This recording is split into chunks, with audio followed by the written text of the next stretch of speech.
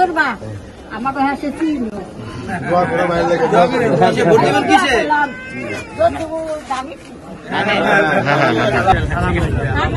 সবচেয়ে বড় দোয়া।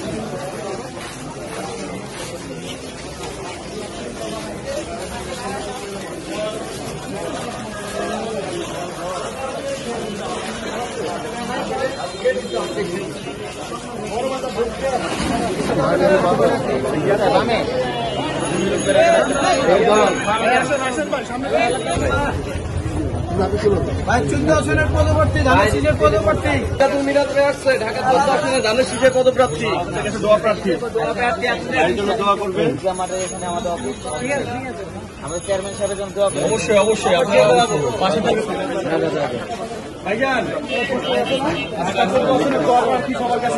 আমার চেয়ারম্যান সাহেবের জন্য দোয়া করেন।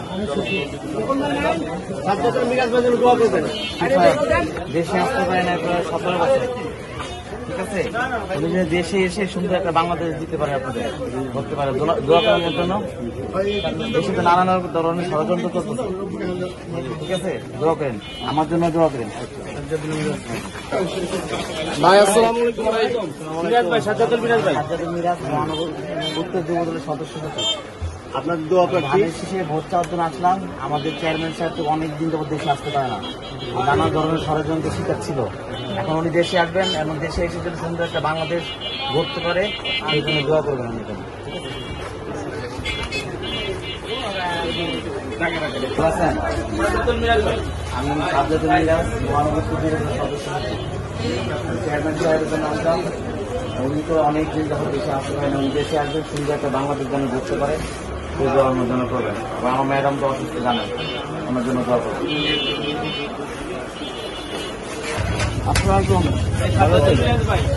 ভালো আছেন না ভাই?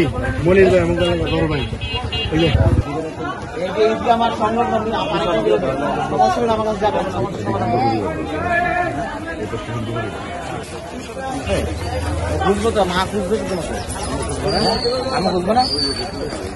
ভালো আছেন না? আমি সাজ্জাদুল মিরাজ, মহানগর যুব সদস্য। আপনাদের কাছে দোয়া দিতে আসছি এবং আমাদের জনাব তারেক রহমানের জন্য দোয়া করবেন। ম্যাডাম তো অবশ্যই জানেন দেশ কিন্তু এখন ভালো দেওয়া, ওনার জন্য দোয়া করবেন। এটা করবেন, এখানে 31 দফা আছে।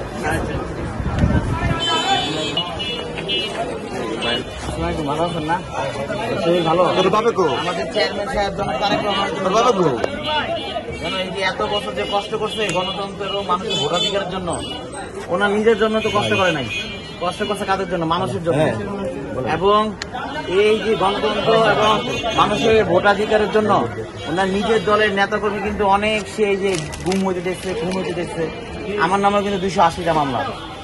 এই যে 80টা মামলার পর, এত নিপীড়ন নির্যাতনের পর, এই যে এখন মনে করেন মহান আল্লাহ তাআলার অশেষ রহমত আপনাদের সামনে এসে দাঁড়াইছে।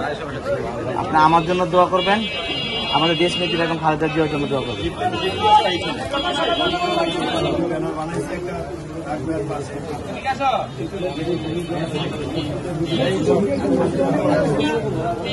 সবাই